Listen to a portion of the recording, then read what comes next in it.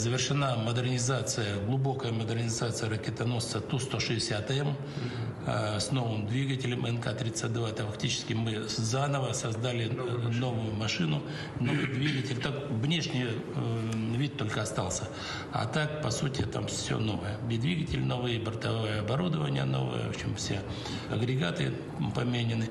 Оцифровали полностью всю документацию, потому что предыдущая машина, последняя, которая была на Казанском заводе выпущена где-то в 80-х годах, в 83-м, 84-м, 85-м.